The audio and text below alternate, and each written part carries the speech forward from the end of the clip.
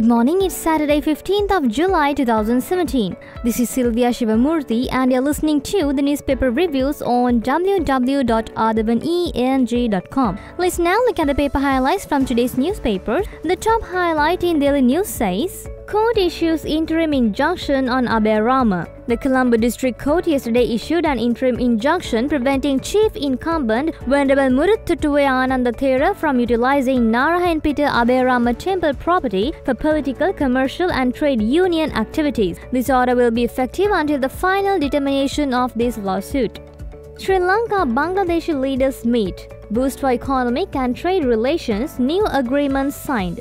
President Maithripala Sirisena and Bangladeshi Prime Minister Sheikh Hasina pledged to carry forward the long-standing bilateral relations between Sri Lanka and Bangladesh on a solid foundation. Both leaders emphasized this when President Sirisena met with Bangladeshi Prime Minister in Dhaka yesterday for bilateral discussions. The President and the Bangladeshi Prime Minister drew special attention regarding entering into a trade agreement between Sri Lanka and Bangladesh and the setting up of a special economic zones. During the meeting, it was discussed in detail regarding introducing a new program to exchange experiences in the agricultural and fisheries sectors of both the countries, as well as to jointly take action to combat terrorism and to cooperate in the field of information technology. There's another highlight which says, Second phase of dengue eradication program today. The second phase of the public awareness program on dengue eradication will be telecast through all electronic media networks today from 10 a.m. to 12 p.m. The program would speak of ways to keep schools, offices and their surrounding environments clean and how to curb the spread of dengue in these places.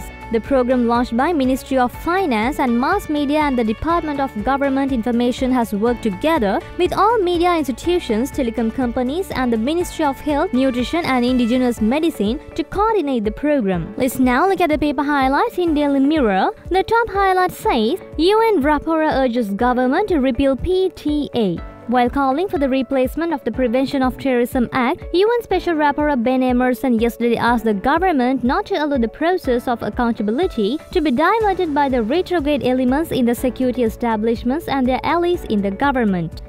Another highlight says, this government has faced economic challenges than any other, says PM. This government has faced economic challenges more than any other in the past as the economic growth has gone down to 4.7% as a result of natural disasters the country faced during the recent times, but it will be managed somehow, Prime Minister Ranil Wickremesinghe said yesterday. The highlight in the middle says, Damulu Viharaya dispute resolved. The Rangiri Damulu Viharaya dispute has ended with the settlement agreed upon to perform all temple activities and its renovations following a joint decision taken by the Mahanayaka Thera of the Asgiru chapter, chief incumbent of Rangiri Damulu Vihara and custodian of the Damulu Rajamaha Viharaya. And now let's move to the paper highlights in Ceylon today. The top highlight says, with Bail Them Out ultimum, UN Rapora puts government on notice. Another highlight says, donated state funds to temple, VAC falls Champika.